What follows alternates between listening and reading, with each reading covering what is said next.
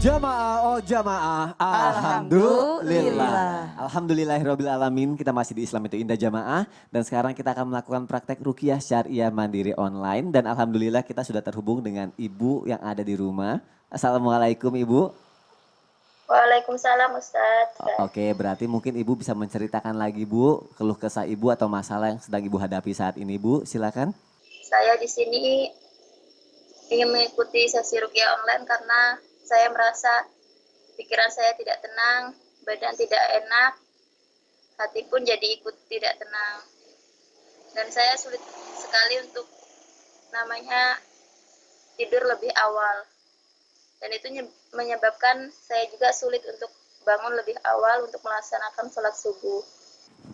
Itu pernah Ustadz, itu jualan waktu itu ya nggak laku. Terus akhirnya dan keadaan sekarang itu suami itu kan merantau Ustadz. Jadi dan kami banyak banyak tanggungan Ustadz, banyak hutang, jadi pikiran saya mungkin keikut-ikut itu juga.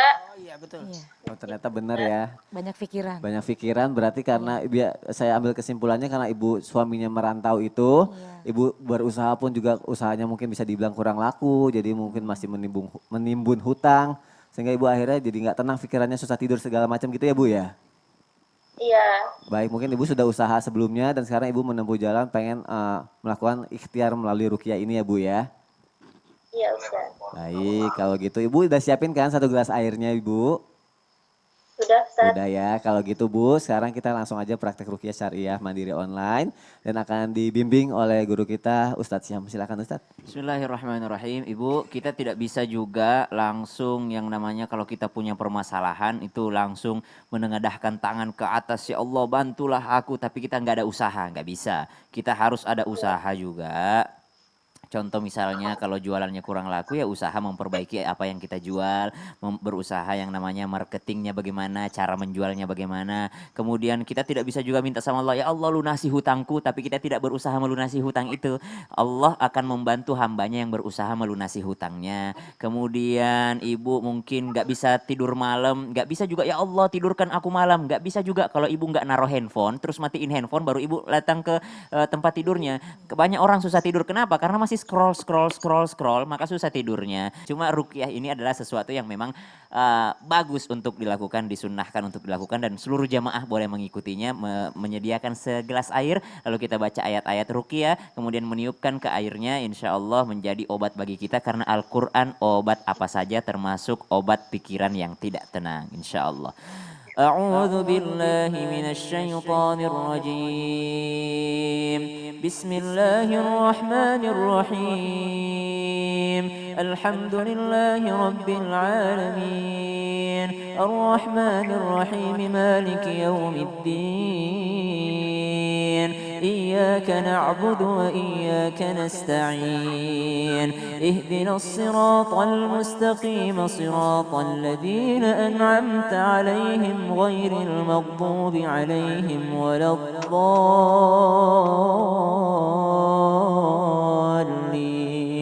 آمين الله لا إله إلا هو الحي القيوم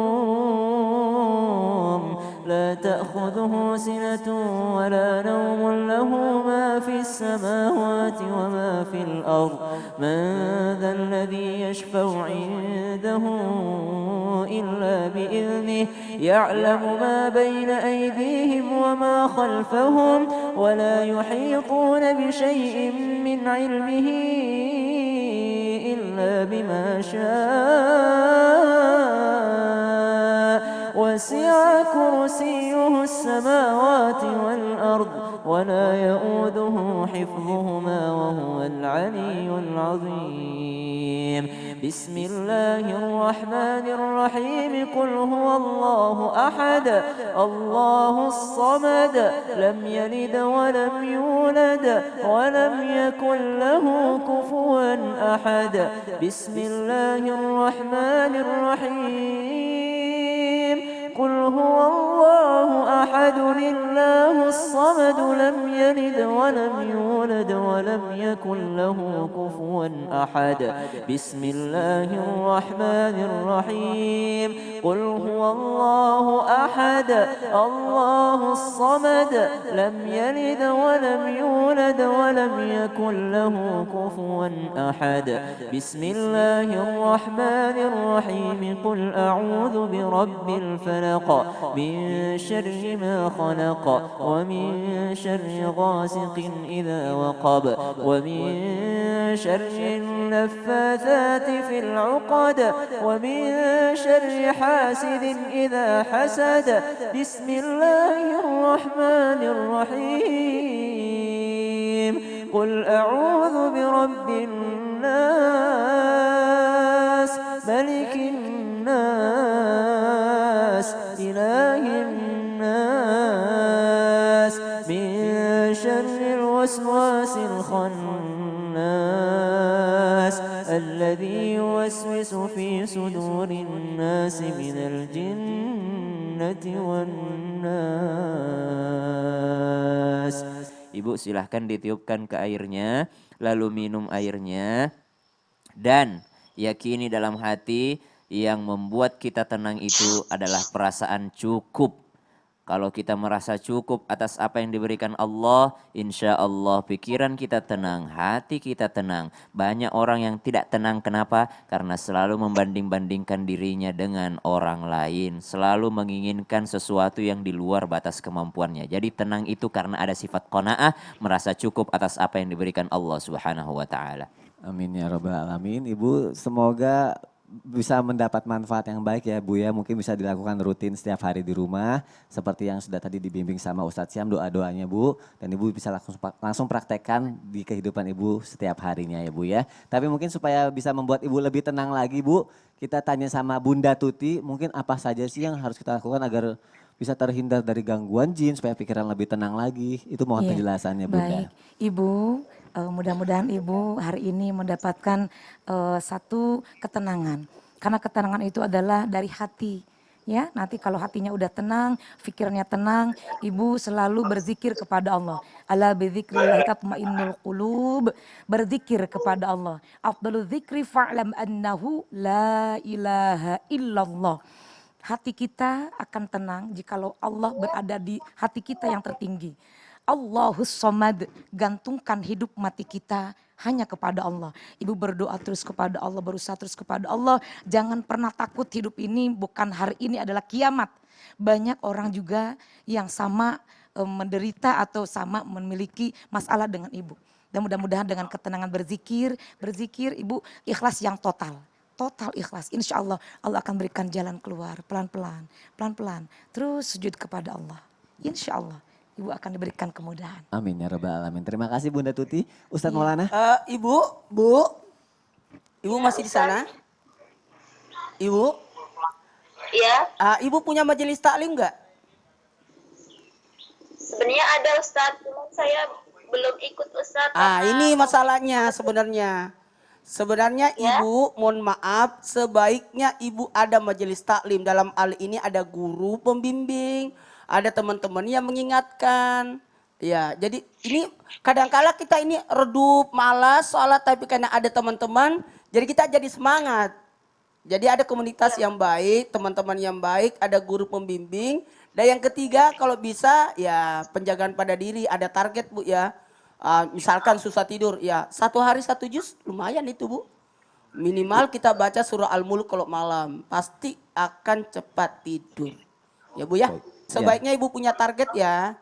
Kalau perlu hatam Quran sebulan 1 kali. Jadi bisalah habis salat Isya ngaji-ngaji atau antara maghrib Isya udah dimulai sambil menunggu Isya. Jadi apalagi ada kecil enak itu. Baik, Masya Allah. Terima kasih Ustadz Maulana.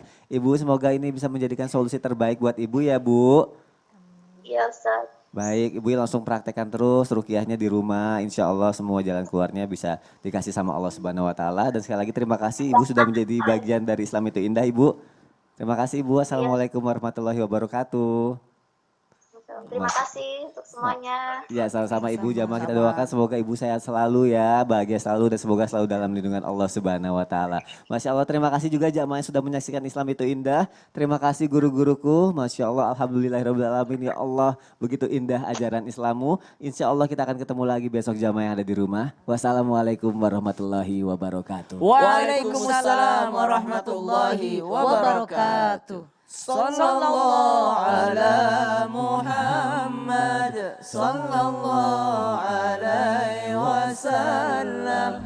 Bagaimana nih dengan Al-Quran? Ada nggak sih perlakuan khusus atau mungkin ketika kita membawa Al-Quran atau memegang Al-Quran, itu seperti apa cara megang Al-Quran yang dia anjurkan dan bagaimana yang dilarang?